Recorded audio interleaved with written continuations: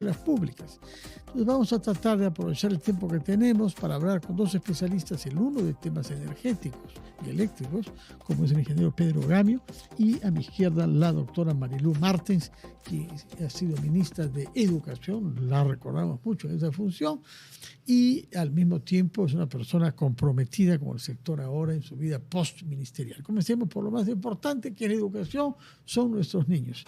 ¿De dónde ha podido nacer la idea de que es un ahorro significativo de energía y de costos de transportes el pasar la educación de nuestros niños a un modo virtual, como ya vivimos durante la pandemia?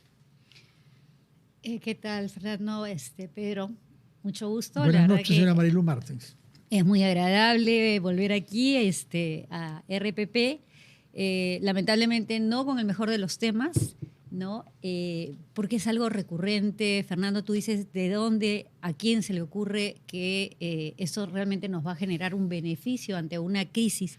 Y creo que ante una crisis, ¿no? Ante una emergencia como la que vivimos, debería de ser la educación presencial una de las últimas actividades en impactar, ¿no? En pasar a otra modalidad, porque estamos trasladando una crisis energética a los estudiantes y a las familias. Cuando ante situaciones como estas existen estrategias, herramientas públicas que pueden aminorar el consumo energético o el transportarse de un lugar a otro sin afectar el proceso formativo de nuestros estudiantes. ¿Cuáles serían esos recursos públicos? A ver, mira, no soy una experta, pero pensando en muchas cosas, por ejemplo, ampliar el teletrabajo de servidores públicos, ¿no? ¿Qué ha hecho? Sí, sí. Otra cosa que podríamos hacer es reducir los horarios de atención presencial. Otras cosas que podríamos hacer es administrar procesos de trabajo híbridos, ¿no? Hay personas que pueden ir los lunes, los miércoles, otros que pueden ir los martes, los jueves, en fin. Una cosa que hacen otros países es adelantar el horario, ¿no? Eso reduce para de repente una hora, claro, de alumbrado sobre público. Todo en este y entre otras cosas. De verano, sí. En fin, no soy experta. Pero yo creo que el gobierno tiene muchísima gente experta que no es puede experta pensar. Porque es modesta, pero nosotros hemos entrevistado esta mañana al director del Colegio Hipólito Unanue de San Martín de Porres. Me dice, pero 90% de los alumnos vienen acá caminando, de 5, de 10 o de 15 cuadras. Los que vienen en transporte son muy pocos. Yo no sé quién está en el ministerio, si tendrán hijos o nietos, si se imaginan lo que significa que de un día al otro le digan a los padres de familia, uno de ustedes va a tener que quedarse a casa todo el día. ¿Quién mide el impacto y el costo de esa decisión? Sí, Fernando, y yo entiendo que la medida han pensado, creo yo, en los 9 millones de estudiantes que van a las escuelas de educación básica. Pero también hay que tener presente que los colegios que hoy están funcionando son los privados y que ese es el 30% de la matrícula nacional. Entonces, en el Perú son más o menos 600.000 estudiantes, perdón, en Lima y Callao son 600.000 estudiantes, que es el equivalente a servidores públicos, ¿no? Esos servidores públicos que les han dicho, vayan a hacer teletrabajo, sí. Es el equivalente. Amplíenlo, pues, pero no afecten a estudiantes que están en su proceso de adaptación porque tienen una semana y que van a afectar no solo sus aprendizajes, sino su salud socioemocional. Van a afectar las actividades familiares. Muchos padres trabajan y han tenido que dejar de trabajar porque no puedes dejar a tus hijos solos. Además que creo que la estrategia comunicacional no ha sido la mejor que han podido usar, ¿no? Hablemos entonces con Pedro Gamio, que es un sector completamente diferente. Se trata de conocer qué pasa con la energía en nuestro país.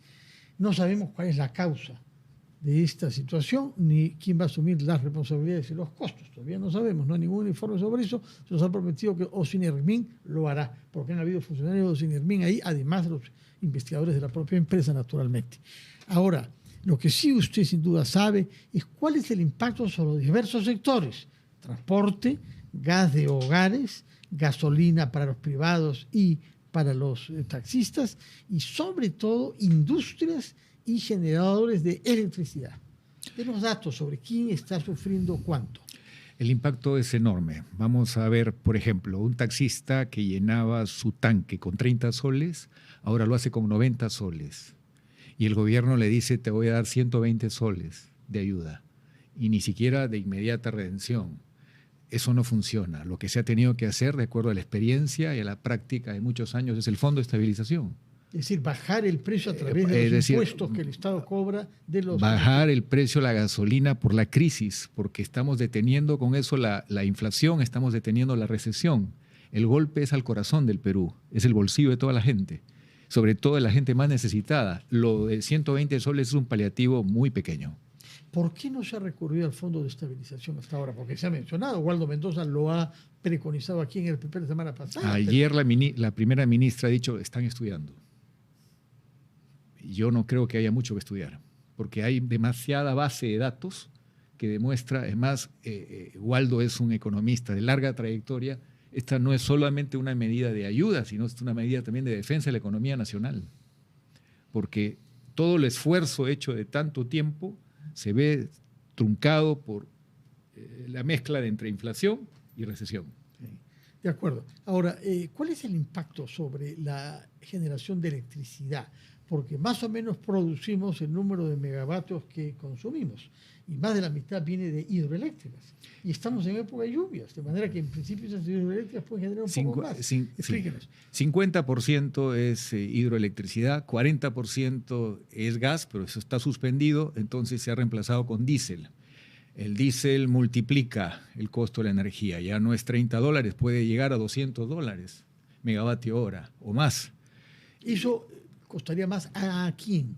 Cuesta, bueno, depende. Los clientes libres, que son a partir de cierta cantidad de energía. O sea, no los hogares. Los hogares sí serían afectados porque cada cierto tiempo hay un ajuste de la fórmula, no es de inmediato. En la medida que esta crisis dure, que esperamos que no todo el mundo nos ha dicho que 2 semanas. Y que el 14 ya es más o menos como Donald Trump con su guerra contra Irán. Está a punto de culminar, pero otros dicen que... A mí lo que me preocupa, Fernando, es la noticia de hoy día, que el precio del petróleo ha superado la barrera de los $100. Para un país que consume 270.000 barriles diarios, la mayor parte importados, Lima ha ganado con el gas natural. Lamentablemente este problema, pero que normalicemos la situación, el gas es un escudo extraordinario. Las regiones no se ha hecho lo mismo. El Estado ha fallado en la segunda parte de la masificación del gas. Y los sucesivos gobiernos, ¿no? Los sucesivos gobiernos de los últimos 15 años. Y esa situación hace que una medida que en 5 años hubiera hecho que dupliquemos la cantidad de usuarios del gas de 2,5 millones a otros 2 millones más, no se ha hecho. Es decir, incluso tenemos el expediente demorado de una medida que para mí es importante. Nunca se ha visto que Lima adopte 7 regiones, 7 ciudades, incluida Pucallpa y varias ciudades de la sierra peruana. ¿Qué significa eso?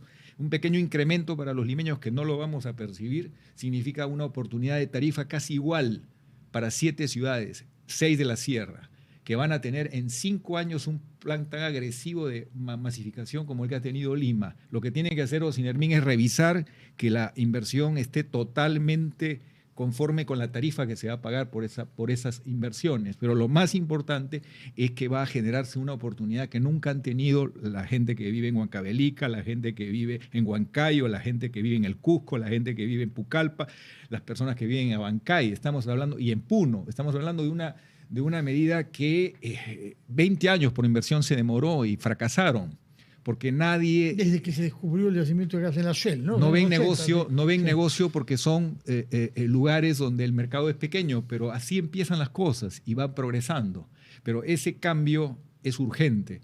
Otra cosa importante, no se hizo el famoso, la redundancia, el hermano gemelo en el tramo de selva. No se hizo, ¿por qué?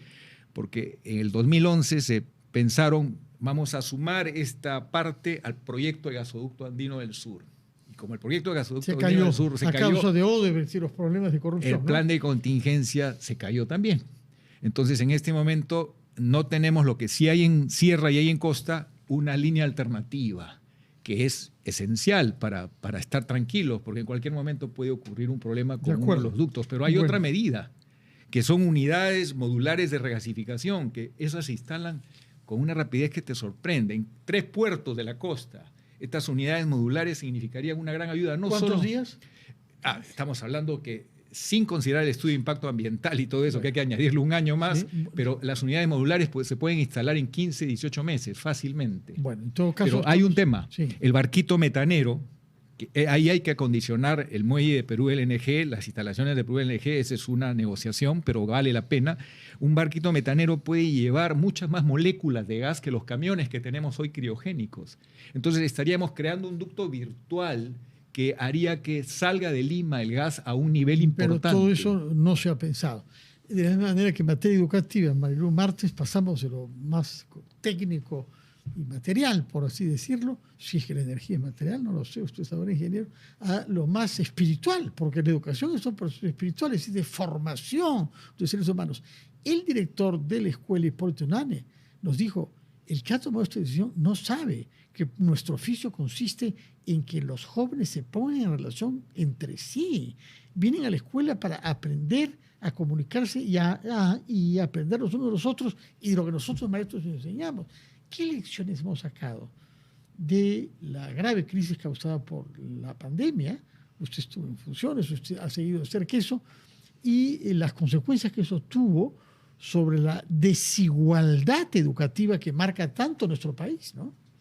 Definitivamente, Fernando, medidas como estas a quienes más afectan son las poblaciones con mayor vulnerabilidad. Acentúa la brecha. Acentúa la brecha y abre otras también, ¿no? Porque algo que no se hablaba mucho antes de la pandemia es de la salud socioemocional de nuestros estudiantes. Pero a partir de esos momentos de aislamiento que tuvimos, ¿no? Donde todas las personas tuvieron que recluirse en las condiciones que sabemos no eran ni siquiera cercanas a las óptimas, realmente afectó mucho la salud socioemocional. Pero lo que yo siempre he saludado al Ministerio de Educación cuando en la época de la pandemia, ¿no? En el 2020, bajo el ministro, me acuerdo, Martín Benavides, levantaron en días toda una plataforma educativa en la que se convocó a los diferentes sectores, al sector privado, a la ciudadanía, a organizaciones civiles, para formar esta plataforma y poder llegar a la mayoría de nuestros estudiantes, y donde no llegaba estaba la radio, estaba la televisión, habían agentes comunitarios de educación que llegaban. Claro, no tuvo, digamos, el camino que debió tener, ¿no? No se fortaleció, no se potenció esta primera idea y no se midió tampoco el impacto de la educación virtual, cosa que hasta ahora no sabemos cuál realmente fue el impacto de esto. Pero han pasado 5 años y no entiendo cómo no tenemos un plan de contingencia ante emergencias. Hoy ha sido energética, pero estamos expuestos a terremotos, a cambios climáticos, y no hay una estrategia para poder afrontar esto sin afectar en la medida de lo posible a quienes más debemos de cuidar, que son a nuestras niñas, niños, a los jóvenes. No, es la primera idea que se le vienen a nuestros gobernantes, ¿no? Como una solución rápida, es cerramos los colegios. Y cerramos los colegios en crisis, en emergencias, en APEX, ¿no? Para que los estudiantes no afecten el transporte, y no ponemos realmente en la agenda pública la priorización de la educación de nuestros estudiantes. Hoy vivimos brechas que se están ampliando, ¿no? Entre la educación rural, en la Amazonía. Hay lugares donde los estudiantes tienen niveles realmente bajos en comprensión de lectura. Pero alguien puede creer que esos alumnos en la Amazonía o en las comunidades rurales de nuestra sierra pueden seguir educación a través de computadoras adecuadas y con una antena. No es así, ¿no? Ni nuestros estudiantes, nuestros docentes no están preparados, porque no se trata que un domingo en la noche, Fernando, y discúlpeme que soy muy dura, pero realmente ha sido una medida que no tiene pies ni cabezas. Que un domingo en la noche salga la primera ministra y dice: es obligatorio que los colegios pasen de presencial a la modalidad remota.